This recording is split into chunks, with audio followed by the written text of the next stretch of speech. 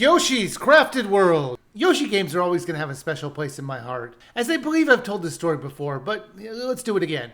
Yoshi's Story was the very first game the little Wiiviewer ever really played. He was 2 years old, and I had a bunch of N64 games that were just collecting dust. I put in Yoshi's Story, which, by the way, I always was a little annoyed that I had it, because I bought it when the game first came out for $50. And it wasn't very good from what I remember. Anyways, it's easy enough for a 2-year-old to just play around in. He would run around the tutorial area, not really doing anything, just messing around. I remember I was reading or something and not paying attention to what he was doing, and all of a sudden I heard dun dun dun dun, and I knew that was the song when he finished the level. I just looked at him with shock on my face. This 2-year-old just beat a level. He couldn't get past level 2 for about 6 months, but he did eventually finish it. But it really wasn't that hard of a game. Eventually I gave him Mario 64 to play around with, and he had a blast running around the courtyard. But it was that Yoshi game that I will always remember. Now, just like that game, this is another game in the Yoshi series that's basically made for younger children. It's really not that difficult, and the visual style is made to appeal to the younger demographics, with levels looking like a kid made them to play around with.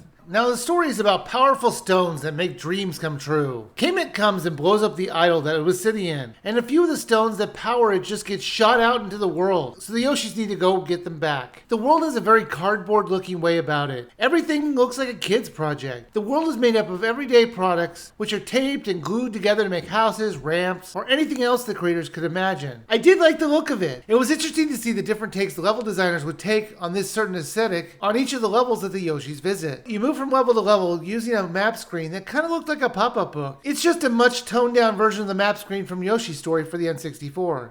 I mostly liked the way the character was controlled. It was easy enough to fire off eggs, however, it felt like the other controls were a bit backward. The default controls felt like the jump button should have been used for the tongue attack, and vice versa. And I was happy to see they let you change the control scheme. And that was one of the first things I did after playing one level with those oddly backwards controls. You can get costumes to give yourself extra perks, like defense, which will let you take a couple extra hits. They were funny to wear, and I kept thinking, how comfortable is this for Yoshi to be wearing these things? You think it would just be constantly falling off. I mean, some of them were just super bulky. You get costumes with this big ball dispenser. It would randomly give you out different costumes. But what they did was they capped on how many balls were in there. So you would have to go to different dispensers to get different kinds of costumes. It wasn't just one machine that you would go to. Plus you wouldn't get repeats, which was nice. It would use in-game coins, which were all over the place, and would be very easy to stock up on. To make the levels replayable, they give you goals to do. If you want to just keep going to the end, you can do that pretty much. But if you want to get the most out of the levels, try and find all the red coins, large flowers, dogs, whatever they might want you to find.